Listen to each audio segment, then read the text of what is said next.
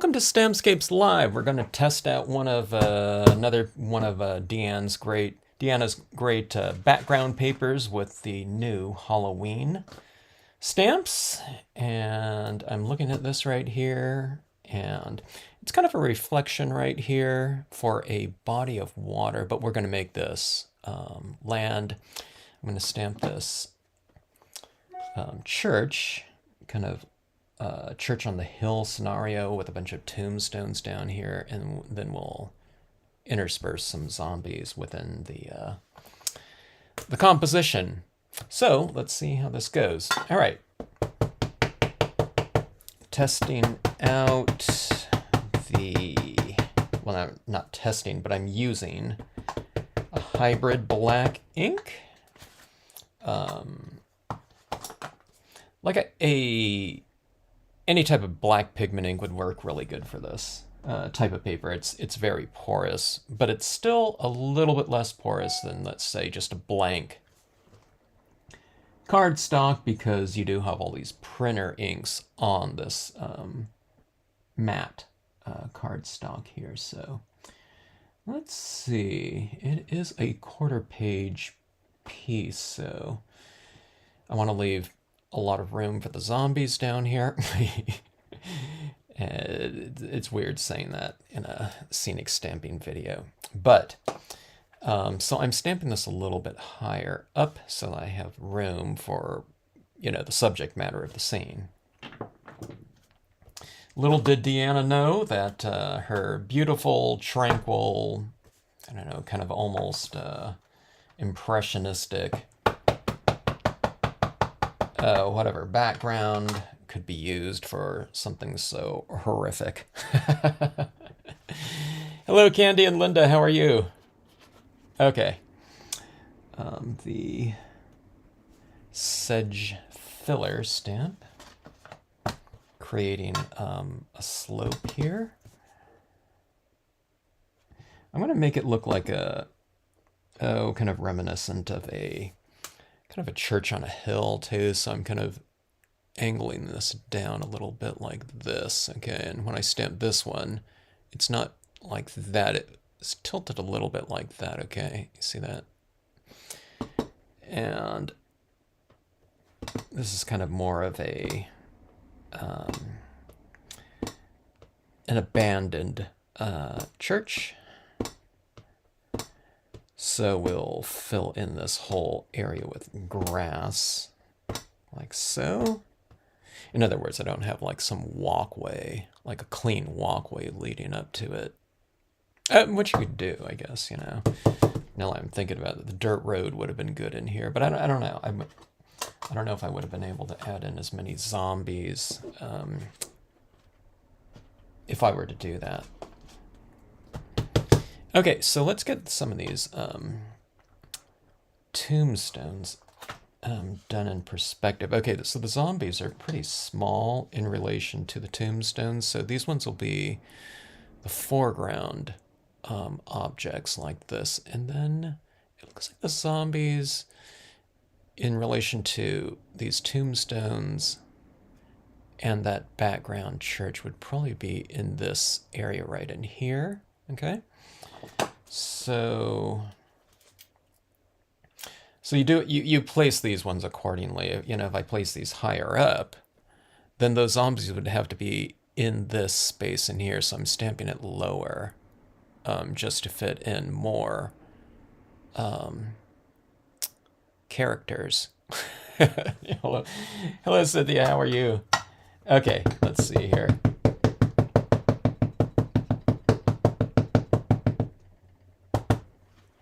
How's the new stamp experiments going with you all?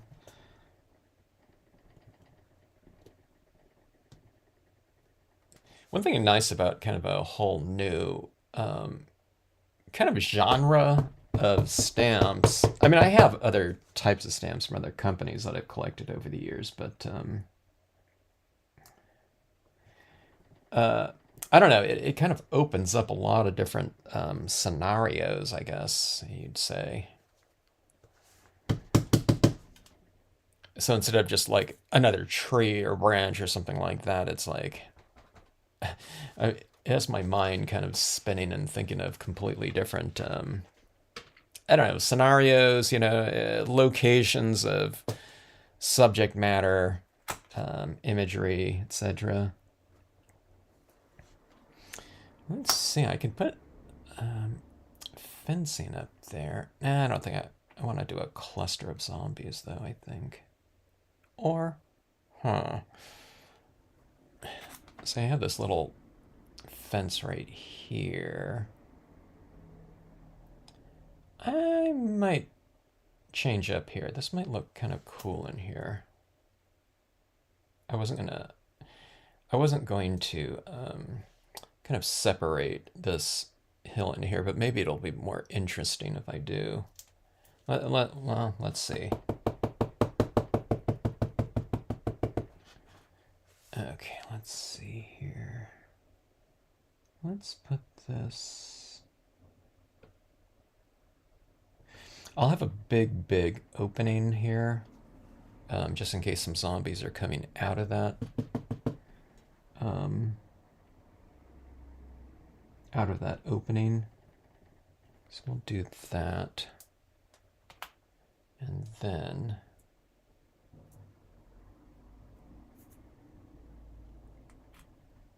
you got to give your zombies some breathing room, I guess. Not really, though. This one's been inspired by Raymond. Hello, Raymond, if you ever watch this. I like your zombie kind of apocalypse cluster.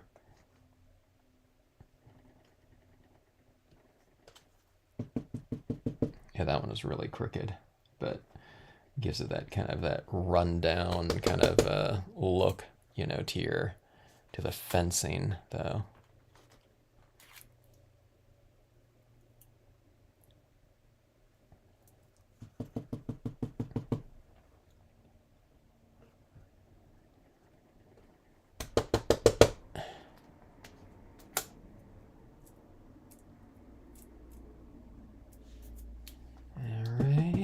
And over here. I need to do a little grid work on the back of my fence here that, with like a cross that shows it real even with the, I know what I'll do. I'm going to put this, these lines right here, especially these bottom ones probably. And I'm going to put a little dot on the back of this, and I'm going to draw in like a line right there that'll give me a level. And then I'll draw the lines in the back that give me the verticals like that. So I need like 2, or it could be a crosshair too, just as long as it's registered with this the front end like that. Okay, and then instead of getting kind of like little crooked types of things, by accident, it'll be on purpose. if it is a little bit off. Okay, let's see here. More stones like this. These are a little bit smaller right here. I'm not worried about that crookedness though, because I have all these other images that we're going to go kind of in front and behind it, and then we're going to like totally like fog it over as well. So not a big deal here. So this guy Raymond, he does, I don't know, there was like, it was probably about a half-page pieces of paper or so, right, Linda? Those were half pages by Raymond. I don't know, there must have been like 40 zombies in those scenes.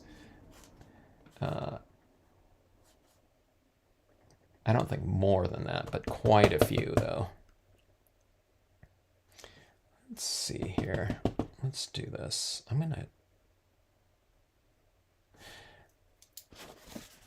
Let me wipe this side right off here. I don't want to go over the top of that too much. Let me just grab those tombstones right there. Okay, like so. So we're working perspective. I think those ones were the medium tombstones or something like that. But normally those would be like considered small, but this one's smaller, so I think these ones were large, medium, and small, but those ones really look small. I should have called it large. Or no, this is large, medium, small. I don't know. I don't know what I call these ones now. Yeah, these ones are the medium ones, I think. You know, I named those stamps, and I kind of just, I don't think about it too long. I'm just kind of like coming up with it on the fly when I'm kind of entering the information.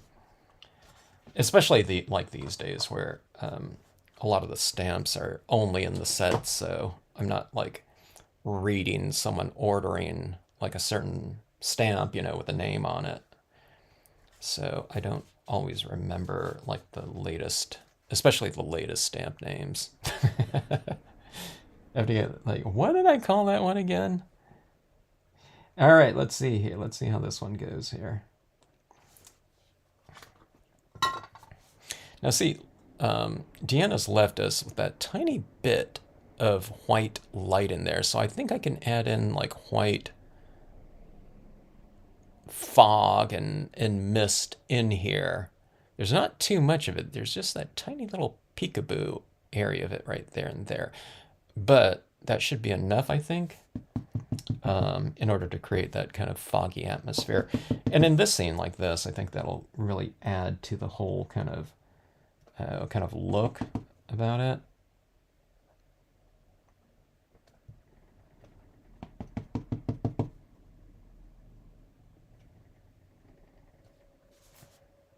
Now I need to get real free with these zombies. When I saw those ones by Raymond, it was like, oh, I need to really free up and feel, you know, real at ease about just kind of overlapping everything. He did it like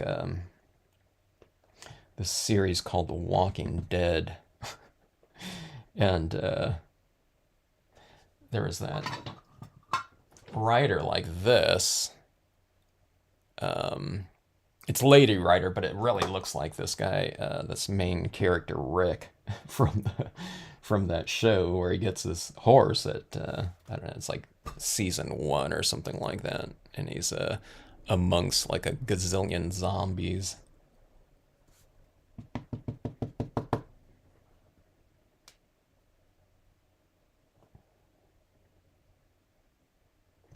All right. A journey of 1,000 miles begins with the first, what is that? First step.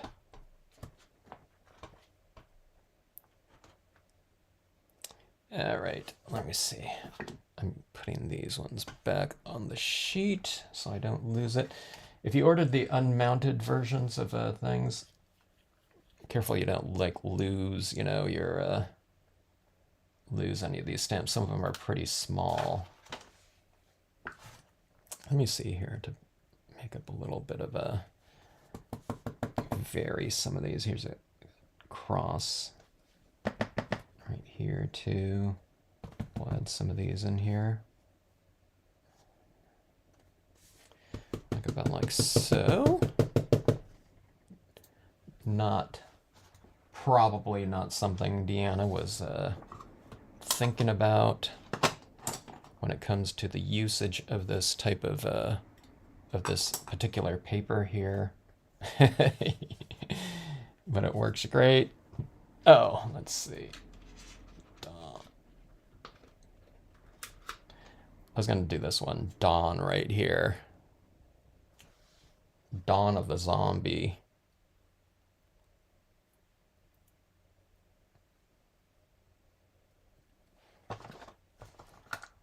I really wanted to do this spooky branch, but that's going to overhang, and that would interfere with the you know, the word stamp here. So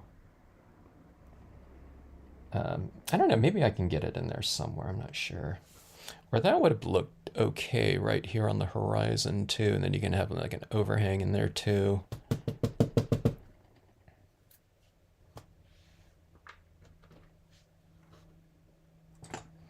Here, let's do this right here. Let's get a little bit of this in here.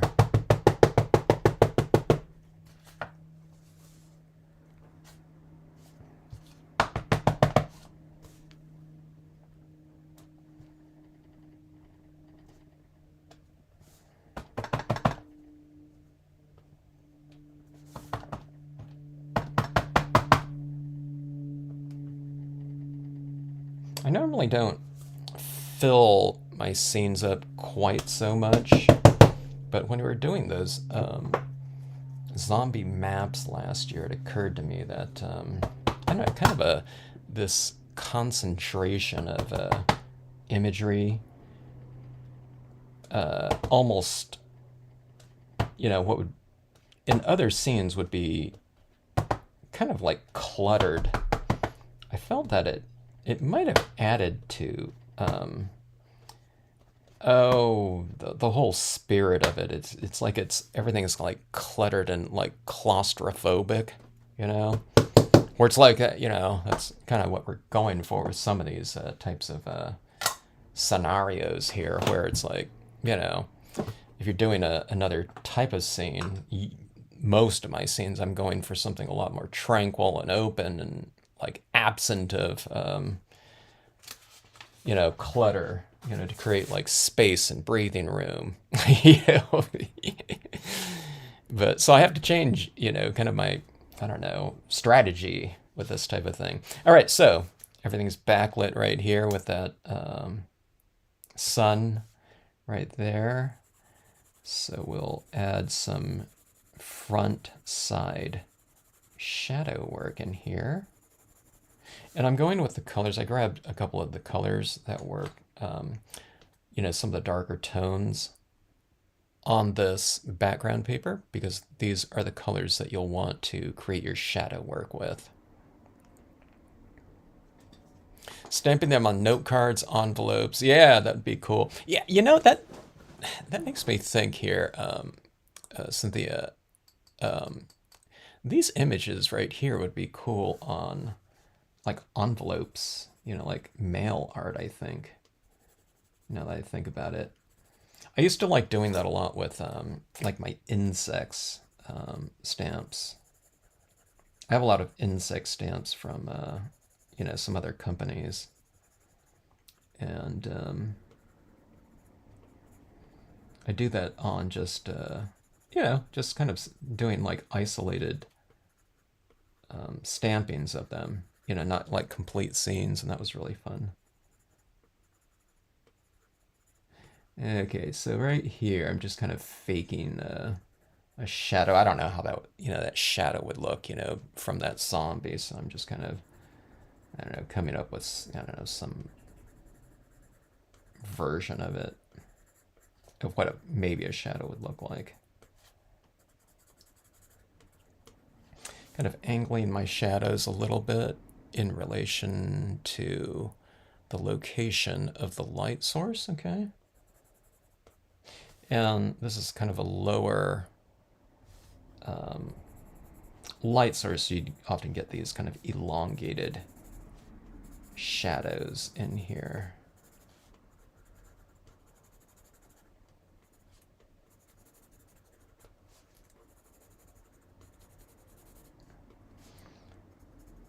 Someone did a scene with her,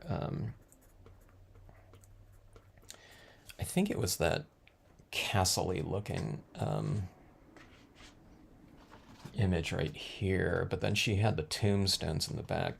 But just these really subtle, like really tiny shadows coming from the base of those tombstones really kind of, it didn't make the scene, but it made that area in the scene. It gave those little, small shadows coming from those types of things, made it, I don't know, it gave that area a nice kind of mass to it.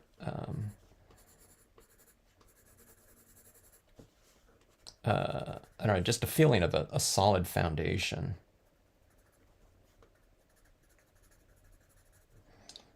Okay, so this is my purple right here. I'm going to use black as well, but I started off with a little bit of a lighter tone when I'm doing my shadows.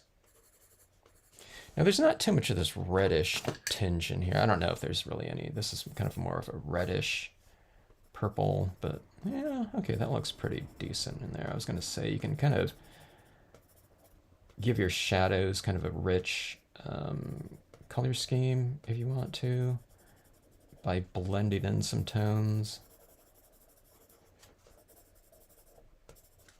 Like that. There's a reddish tinge to it. That looks pretty good, huh? Sometimes your shadow work can have the richest colors, okay, because it's your shadows, the colors in your shadow areas, in theory or whatever, is they're not being washed out by the lighting as much, okay? So sometimes the richest colors are in the shadow areas, okay?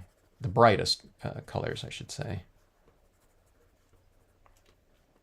Not to be mistaken with the lightest colors, okay? It's the brightest, which is like intensity, color intensity, okay? So see that right in there? All right, now I'm going to go over it with a little bit of black, but the shadows are kind of already established, so I'm just going to go in and kind of add it a little bit where the shadows are starting, closest to the objects that are casting the shadow. Okay, so the way the shadow looks like in here is it's kind of going from darker to a little bit lighter like this. Okay, as it transitions off, here's a little bit of a darker shadow like this. Okay, and it's dissipating like that, and then I go with the black and it's going like that. So you're getting this transitioned shadow work right there.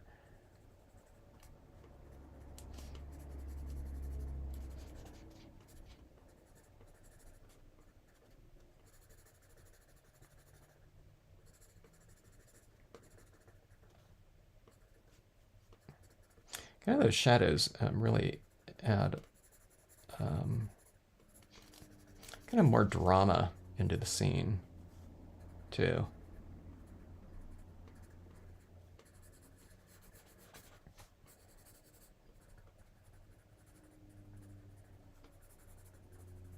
I think everything looks a little bit more ominous, I think. You know, that backlighting like that.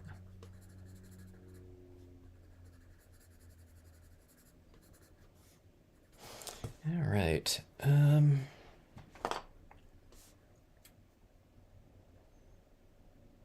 Yeah, I don't think I have room for this, or do I?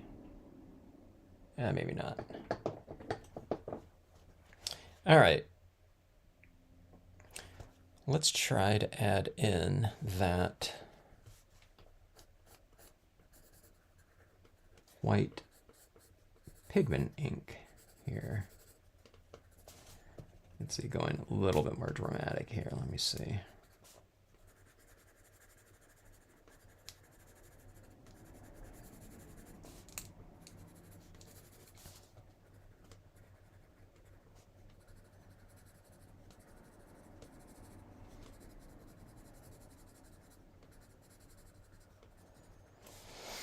All right. Somebody's, I stamped it too quickly and they came out a little bit light, so you can just fill in. That looks better.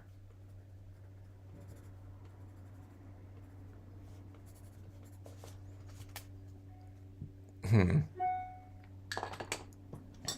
going to send a JPEG of this over to Deanna and ask her if, you know, if this is the way she intended, or this is the way she envisioned this this paper of hers to be utilized. All right, 100% cotton ball. Hello, Bonnie. If I didn't say that, yeah, the shadows really make it, don't they?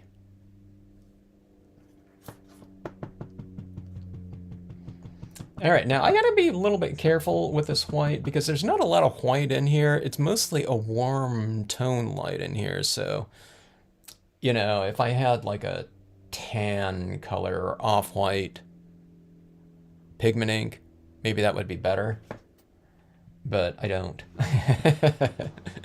So we'll just kind of go with a thin layer.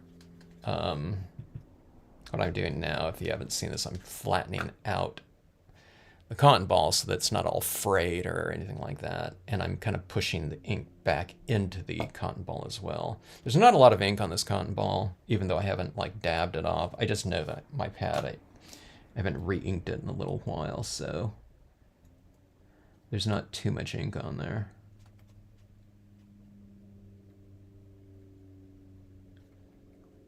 All right, as what I usually do, I usually start off kind of adding this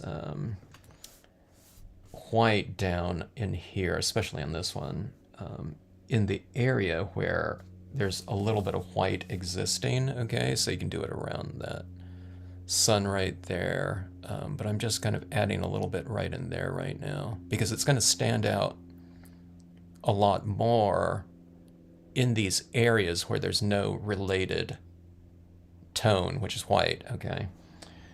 So you just kind of start adding it really lightly like this. And you're not adding an opaque application of it. It's just kind of it's translucent. Those colors underneath are showing through. So when you add this over that, you're not getting white, you're getting kind of a diffused version of whatever color you're applying it over the top of. So that's where, if there's no white down there, you can just kind of add it lightly so you get some of that color showing through it. So, it'll relate to the surrounding a little bit more. Sometimes if it's really dark in here, it kind of, it stands out a little bit too much. If you don't have a nice bright white light source in there. What I'm getting at is sometimes I can do this scene on like a dark blue paper or something like that. But if I want to add this, I would add like a masked out white moon in there or something like that. Okay. This one's not quite like that, but you can do that though. Just, creating your own light source like that. But see, that's kind of haze in here. It's kind of,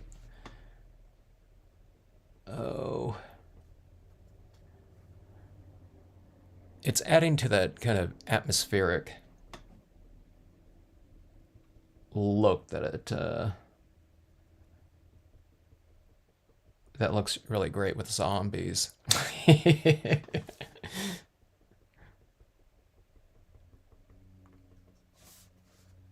All right. See, I'm kind of adding it at the base of all these characters in here. I should add, some more going across here, not just, around the objects, or whatever, subjects. But I'm just starting off with those. See this right here, adding it on the side of the tombstones that are kind of facing the light. It makes the tombstones seem a little bit more dimensional by adding in that texturing on one side of it. It's a little bit lighter on one side. I'm adding this right on this column right here, okay? Right behind that tombstone, so it kind of pushes back that tombstone visually, so this tombstone seems a little bit closer to us now. So you can manipulate space with this type of thing.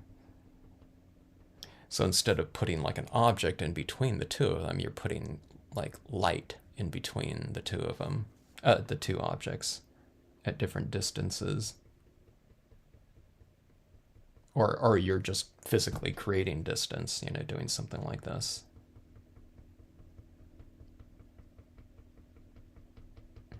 All right, so see this right here, you put that little bit of white in here, and that makes this one stand out a little bit closer to us. Whatever, visually, like that. I think it looks pretty good, so we'll go a little bit more like that, and that. Again, these stand out a little bit more now. These tombstones are really too big for this guy, but this one, this zombie right here is like a small child.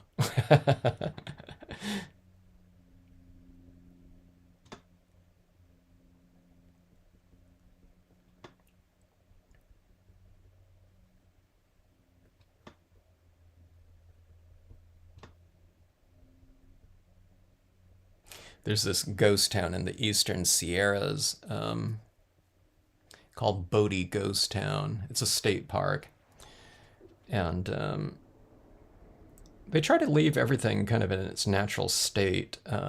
They reinforce some structures, but a lot of it is just they let things kind of just fall apart as it would naturally. But the cemetery out there has so many like grave markers, tombstones of like small children, just the child mortality rate, you know, back in the heyday of the that city was kind of extreme. There's so many tombstones, and in the whatever, the coffin makers like workshop, there's a bunch of, you know, caskets, but then there's also a lot of like kids caskets. It's kind of sad. All right, so let's see here. Let's go here. Let's go a little bit more. As I add this white in here, it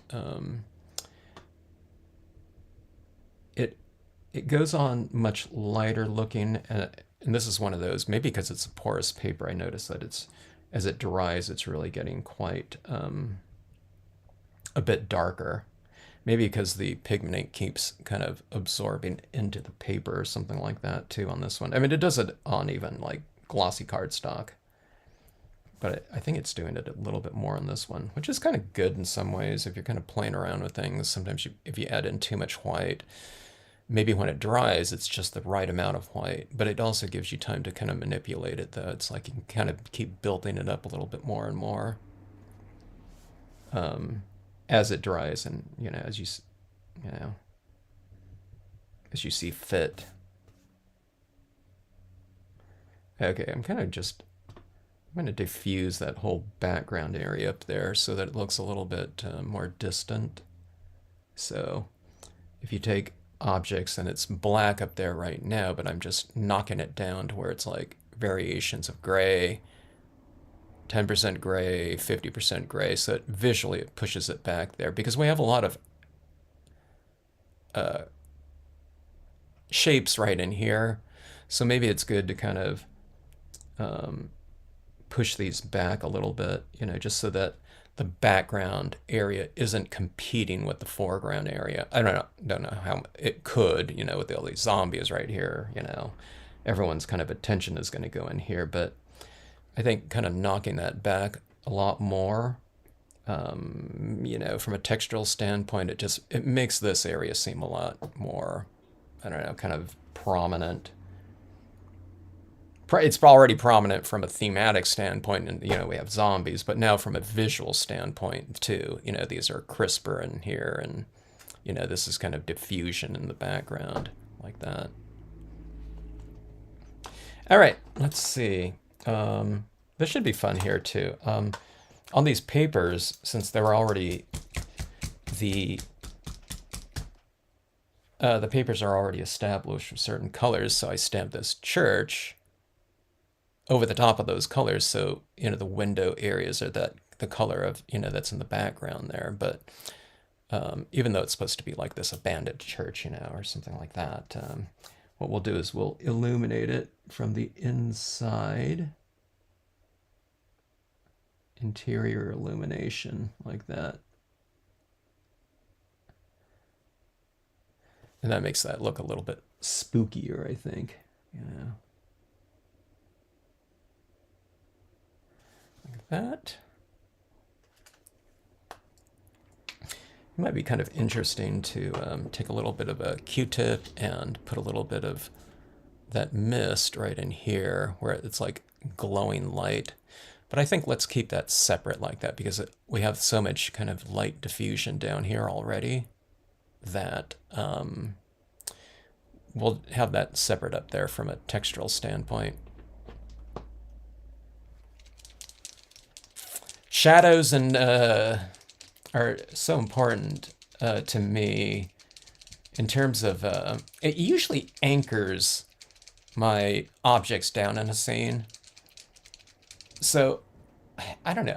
I guess I'm not really thinking about it, shadows, in terms of drama in most scenes when I think about it. I guess with some things, okay, but it's especially so with these with these Halloween scenes. I think I get to kind of play with shadows a little bit more, you know. The shadows almost become like characters in themselves, you know. Okay, I was going to add this white kind of shimmer down here, but I have this kind of more cream colored pen. I think I'm going to do that. And we'll just add a little bit of or a lot, I don't know, we'll see. We'll kind of have this passage of like, I don't know, sparkly light.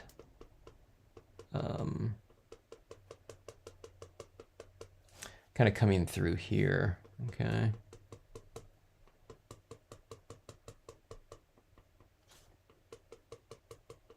Sparkly magical light for the for our characters to follow. Let's see here. I'll put a little bit of lighting on top of these tombstones. There's a little bit of this little ridge on the tombstones already, but see, if you stamp it in the darkness right there, that's not showing so much. So I'm just going and kind of reclaiming that lightness with the acrylic paint pen right here. You can use a gel pen or whatever. It doesn't have to be acrylic. All right, so see these tombstones? They kind of stand out a little bit more now. Let's see. Yeah, let's do that with some of these back distant stones as well. It might just be like a dot of ink.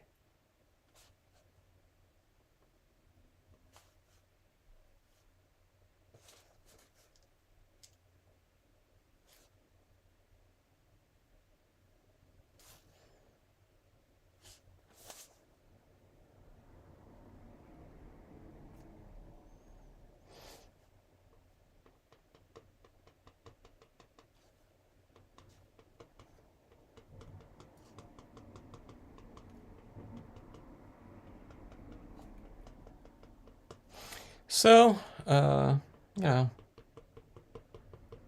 doesn't have to be like a spooky scenario right here. They're just like, they're going out for their evening stroll, you know, after eating, you know, to cut down on their cholesterol and, you know, to stay in shape. And then they just, you know, return to the cemetery for the daytime.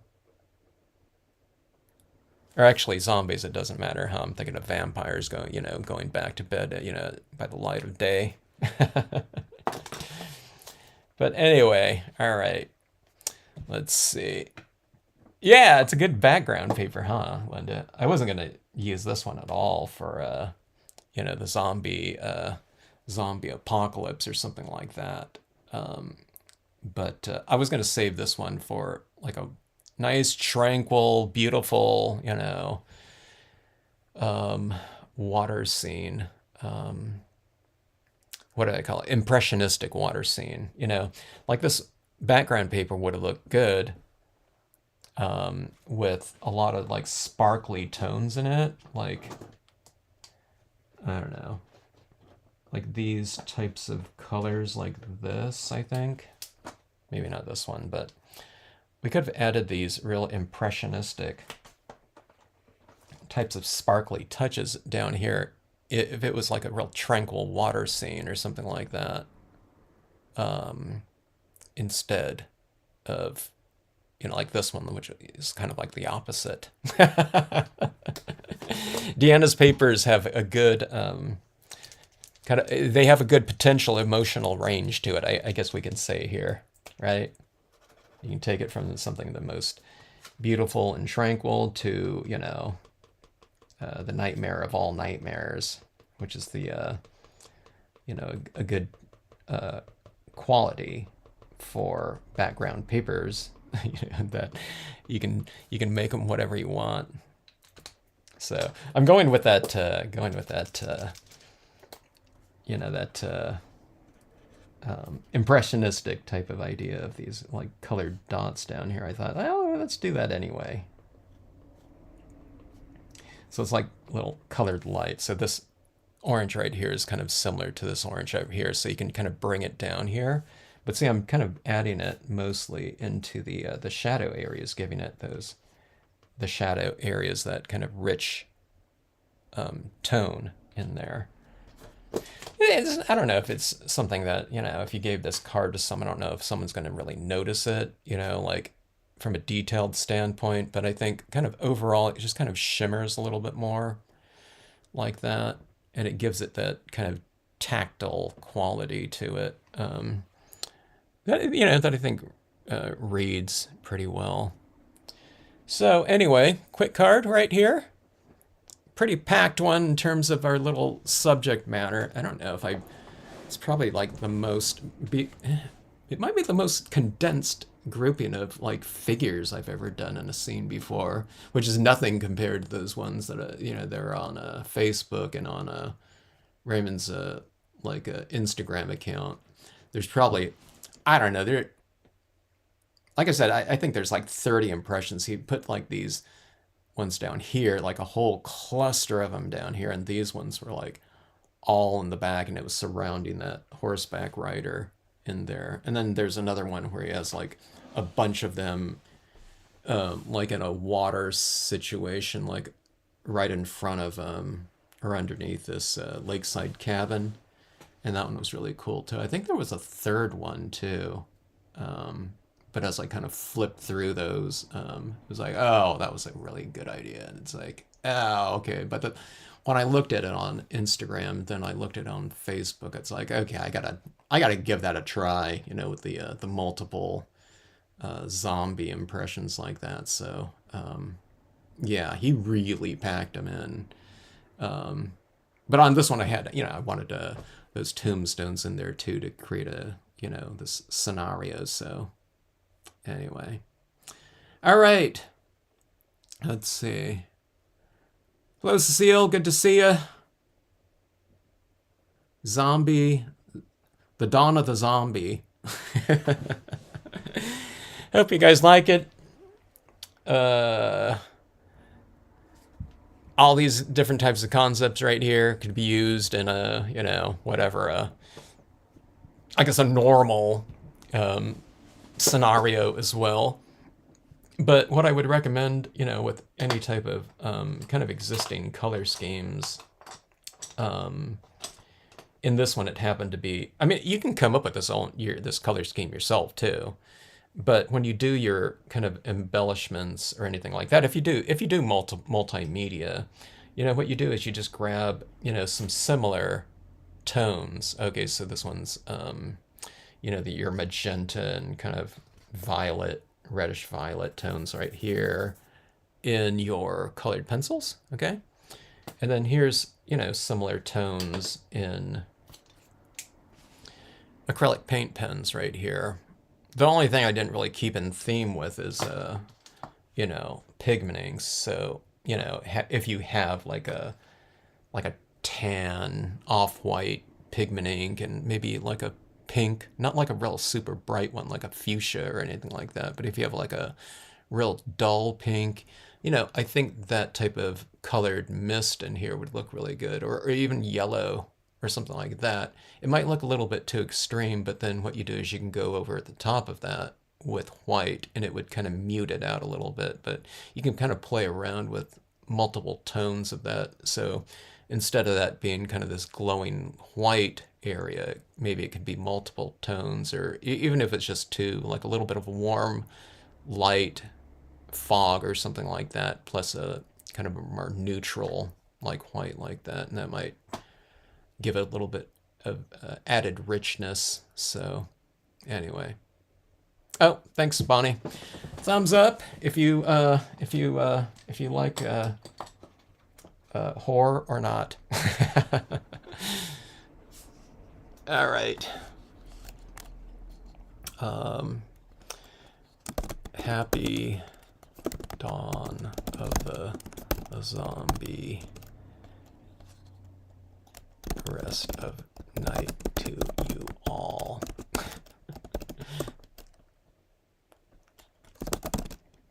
For joining in. All right, folks. Thanks for checking out the card. And going back to the paper, thanks to Deanna for sharing her cool background papers, and to Raymond for giving me the idea of another way to utilize a couple of the images on here. All right, have a great rest of night. Don't have any nightmares.